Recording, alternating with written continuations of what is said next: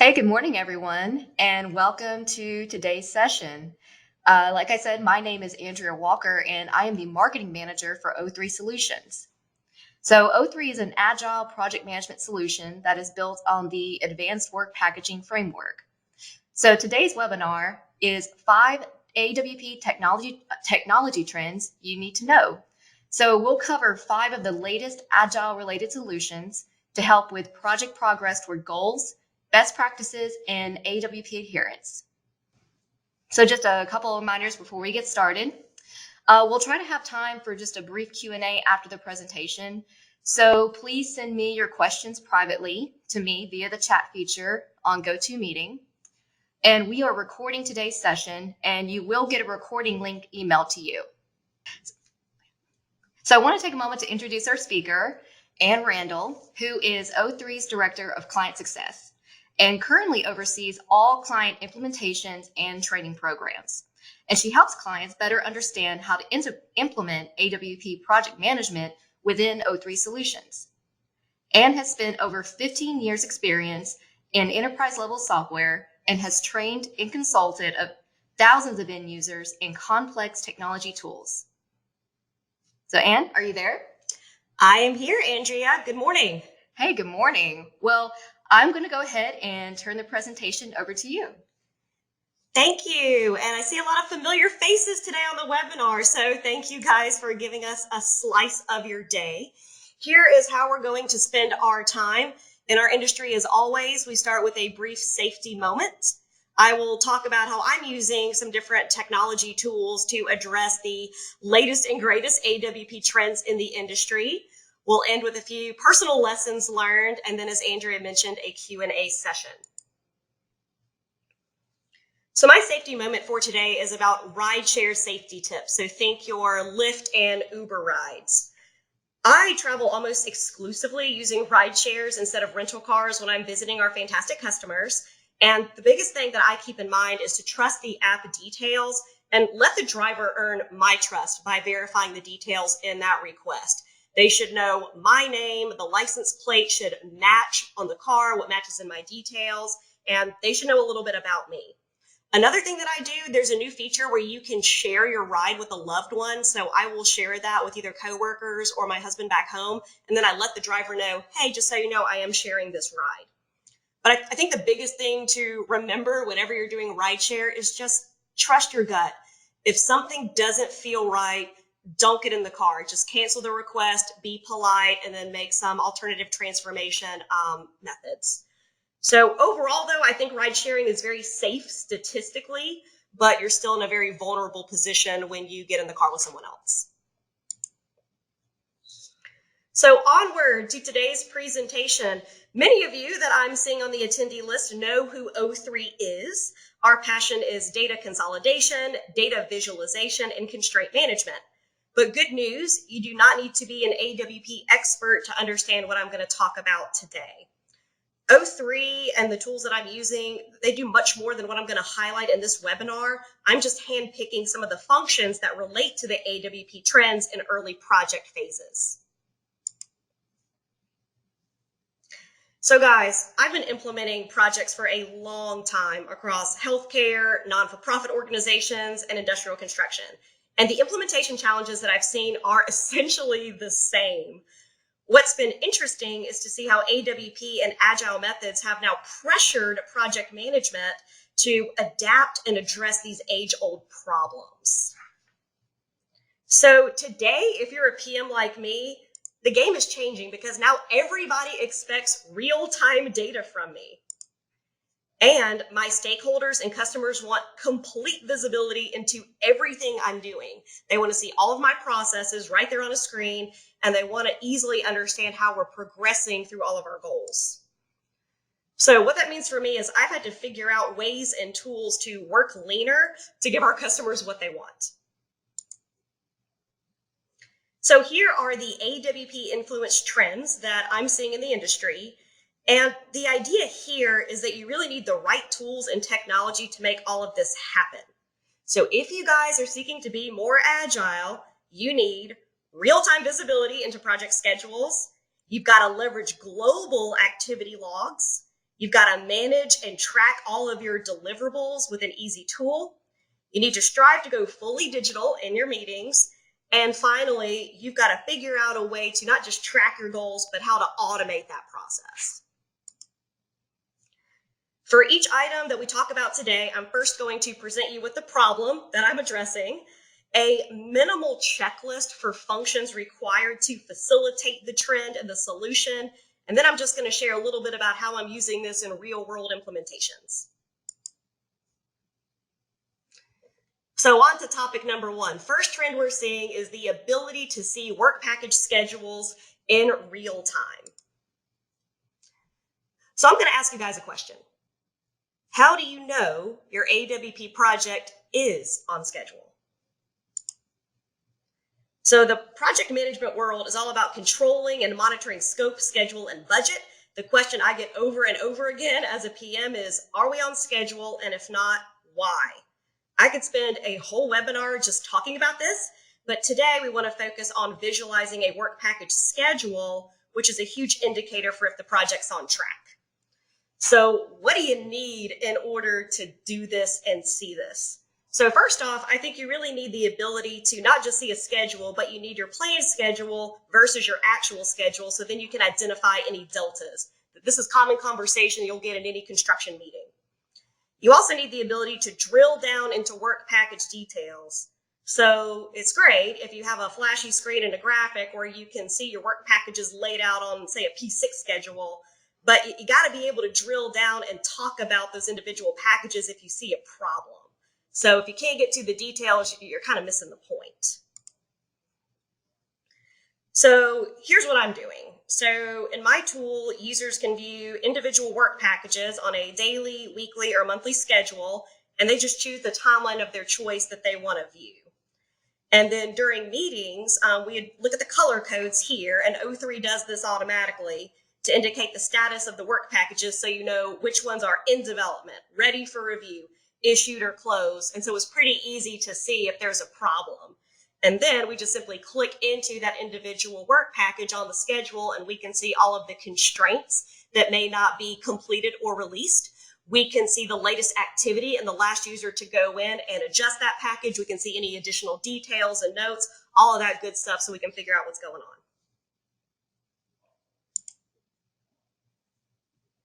So on to the second trend that we're seeing. So there's a lot of things we have to accomplish onto a project. So I'm really seeing a lot of people talking about leverage global activity logs versus individual contract owner and EPC activity logs.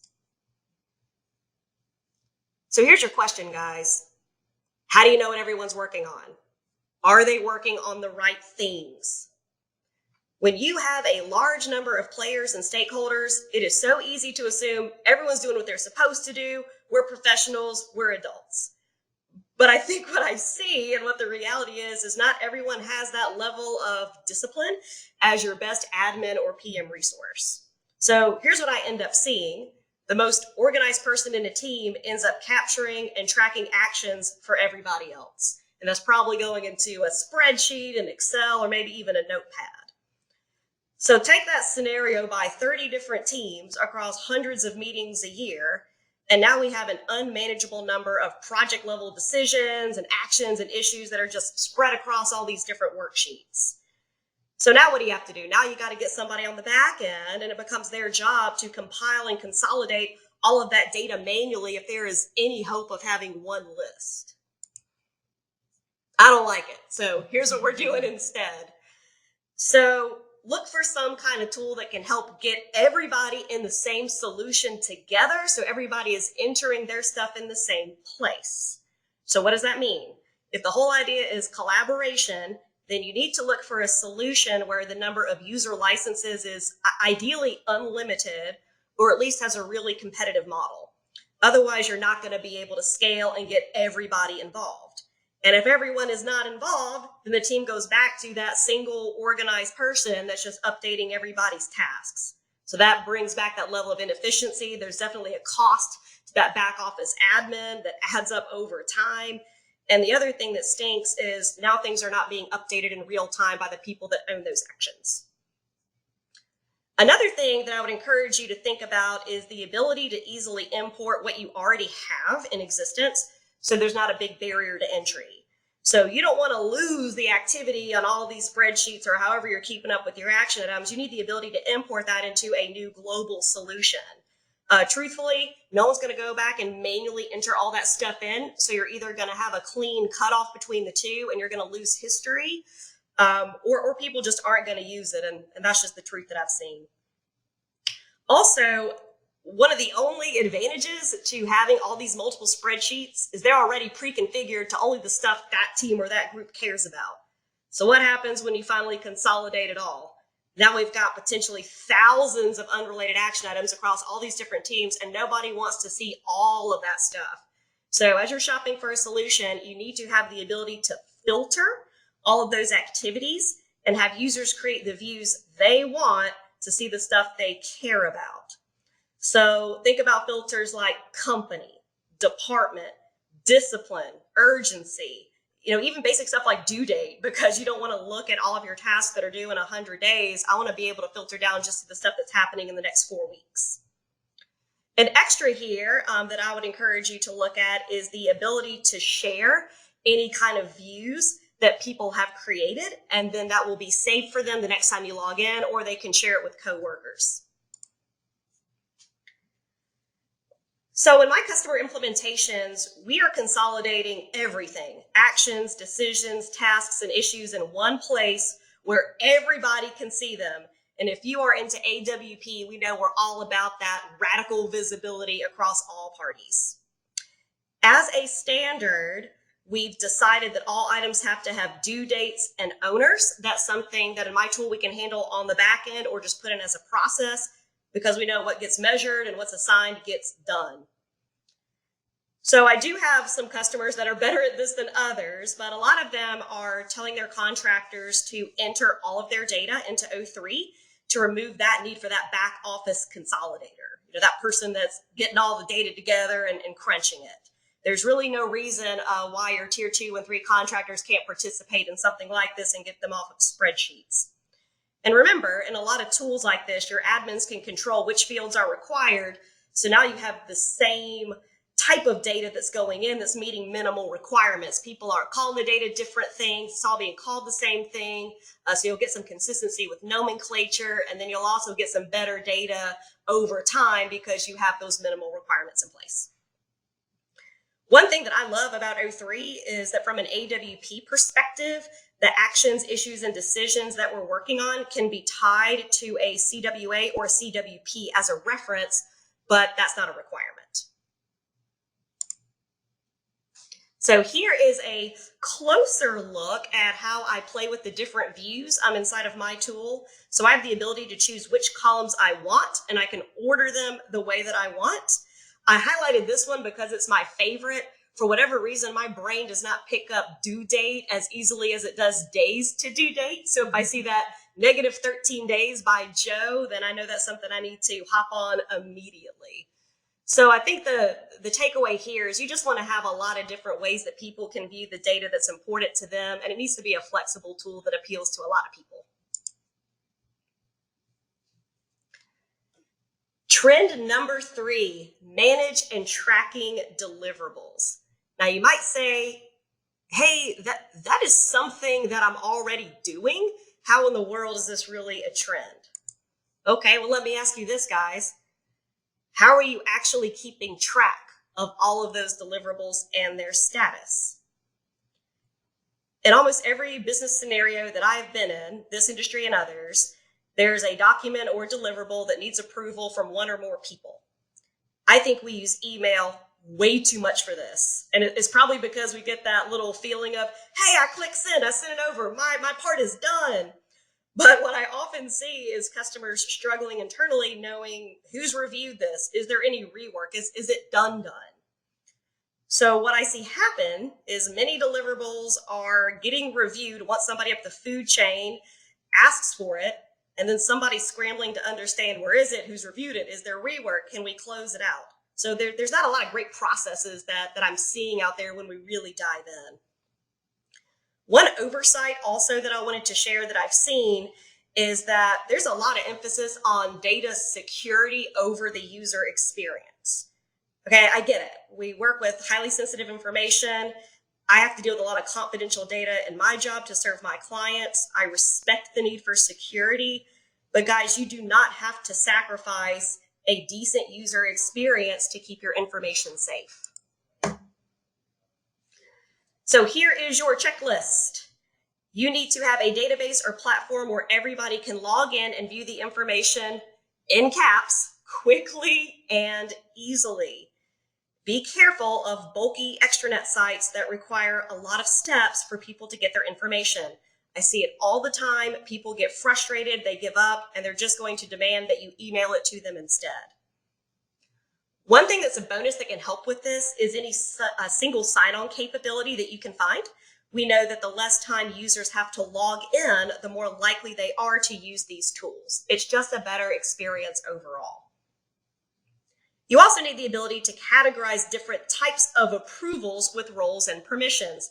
So for example, a peer review internally is very different than an approval from a client or from one of your hired contractors. So you need to have different types of approvals in place and even tie those back to permissions or roles within your system so you have some kind of security level involved. Also, I would recommend you have the ability to configure and control the status for documents as they're being approved or rejected. I have seen systems where you can go in and the only option is to manually adjust a status. That is not a scalable solution. And if you have a ton of deliverables and documents going back and forth, trust me, you're not going to be able to get really good data there. It will be outdated. So you need some kind of tool for when somebody clicks, yes, I approve, or no, I don't, the status is automatically update for that deliverable. So here's how I do it. Keep in mind, O3 is the tool that I use for this, but it is not purpose-built to be a document storage tool. It's simply offering a solution for approvals and constraints based on AWP best practices.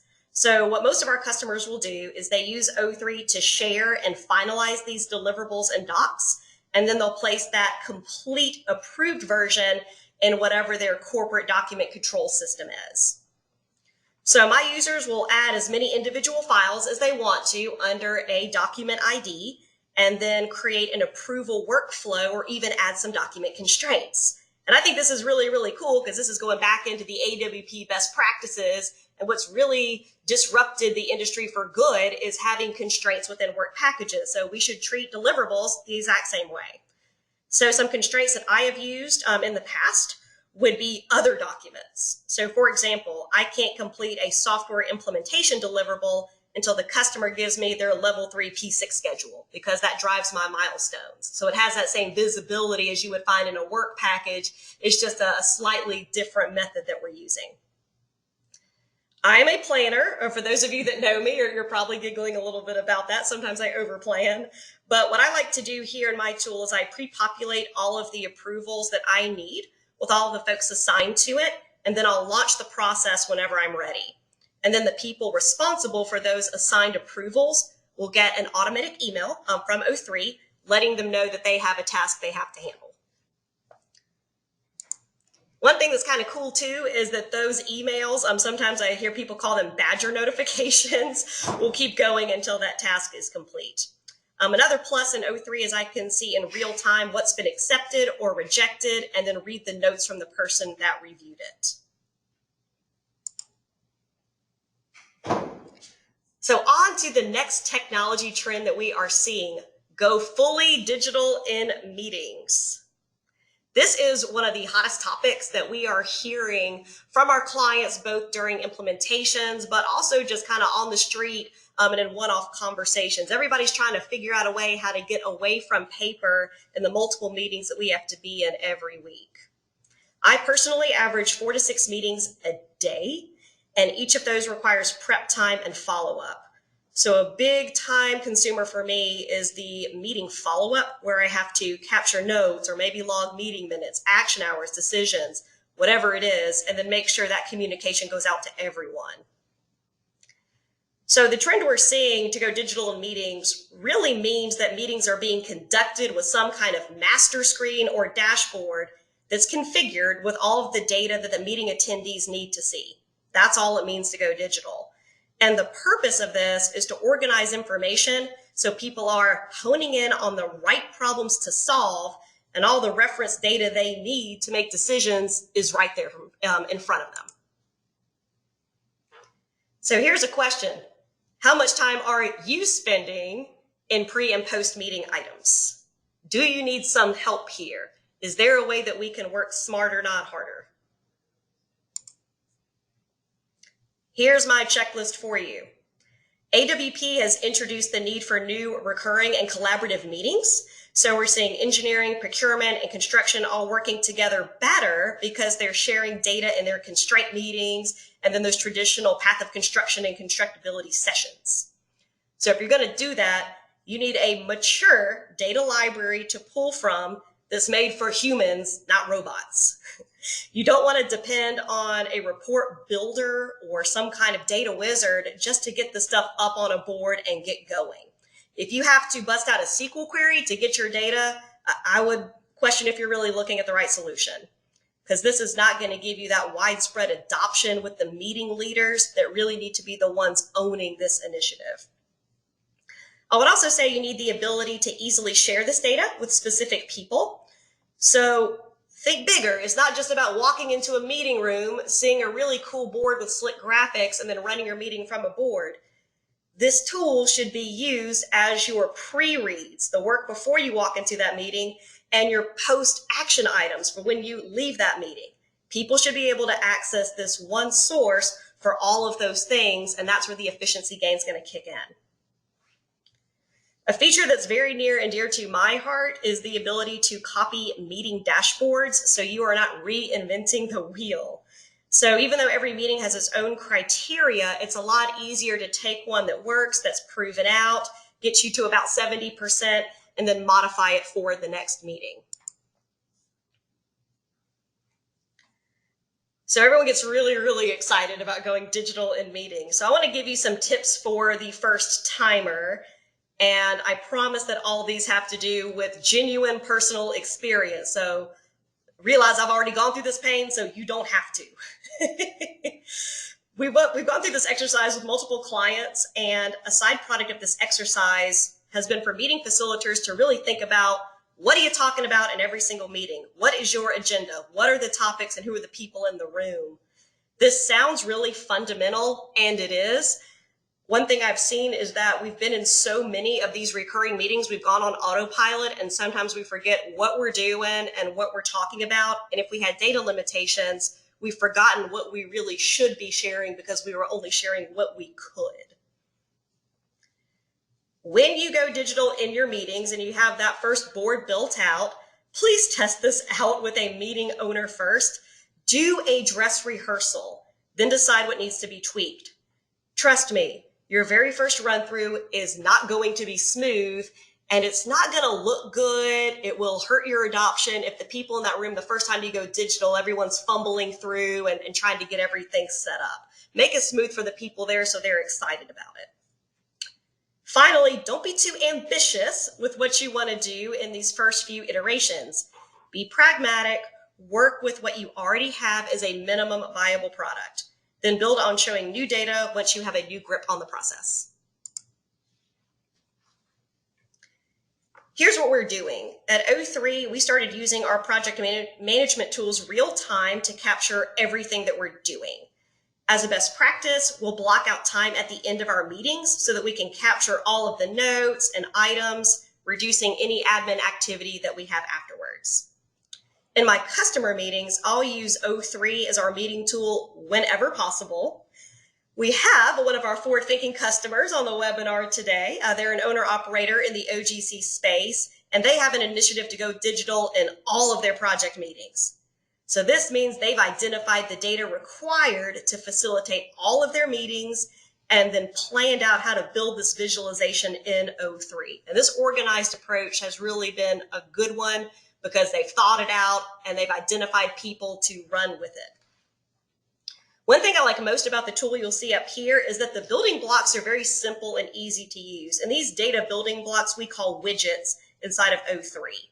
And all I have to do to add a widget to the screen is to click a plus sign, go through my library, and then pick the one that I want. There's no SQL queries for me, and I don't have to have a computer science degree in order to get this data on the screen and up and running. One thing I like about this as well is that I can send my clients out to explore with very, very little training, and they can just figure out the data blocks or the widgets that they want to use.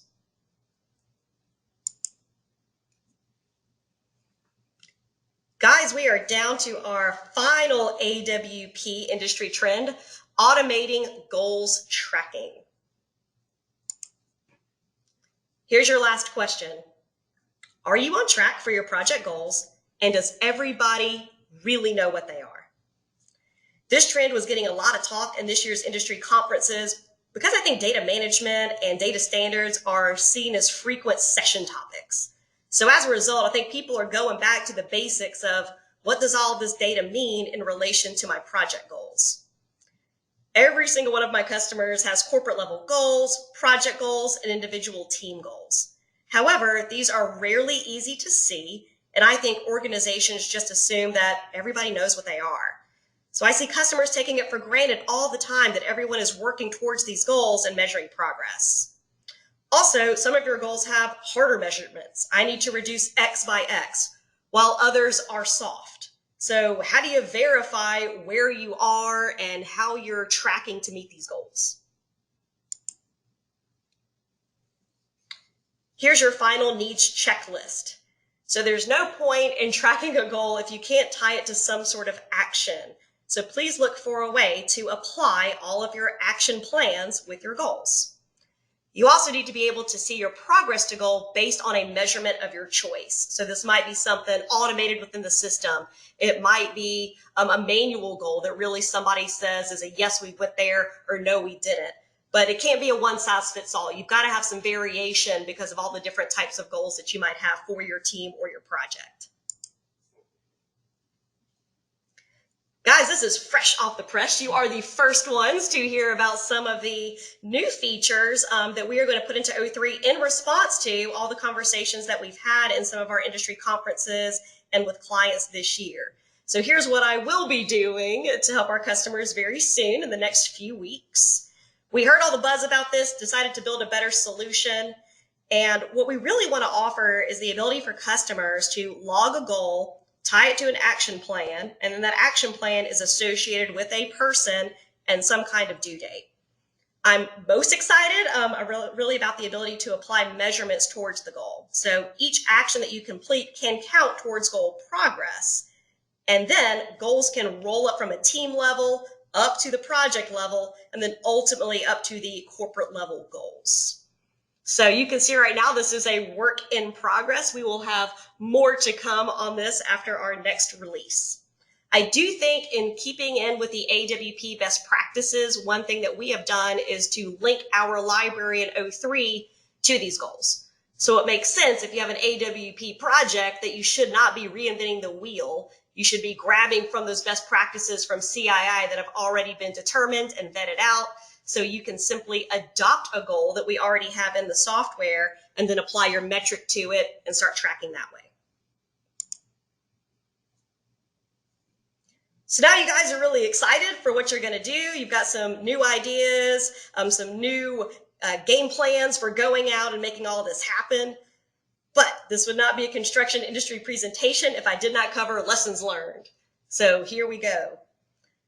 I think it's great to have somebody that ultimately owns this. And our customers are really, really good at appointing somebody to be in charge. But I don't think we're always best at developing a rollout team. So one person equals one skill set. It's probably going to be a project manager person like me. I always get pointed to, at least here at O3, to handle those things because I'm organized, but I don't necessarily have the brain or the time to do everything that I need to facilitate something this big. So what do you need in a rollout team besides maybe a project manager or that owner? You need a planner.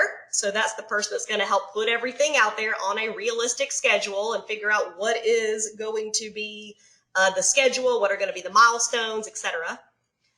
The change management charmer. So this is that charismatic person of influence that tells everybody to get on board and why. This is the person that's going to help all the people that are moaning and groaning because now there's a new process and they don't want to change. The MVP designer and tester. So this is the person, maybe they have a technical mindset, maybe not, but they're really looking at what at a minimum do we have to get started and be successful, and then test it out before rollout. And this is also probably the person that would have a good vision or plan for what the next iteration would look like. I see this a lot in our industry. We dream really, really big, and I think that's fantastic. But ultimately, we have to get something out the door and then iterate. Otherwise, we're just going to sit and design ourselves to death. And then finally is the data hygienist. So we talked a lot about data consolidation and global activity today. I promise you all of those hundreds of spreadsheets don't have the same column names, don't have the same nomenclature. So somebody's got to cleanse the data before you ultimately upload it into the tool of your choice. So I'm not saying you have to have 5 separate people, but make sure you've got these skill sets all accounted for as you're rolling this stuff out.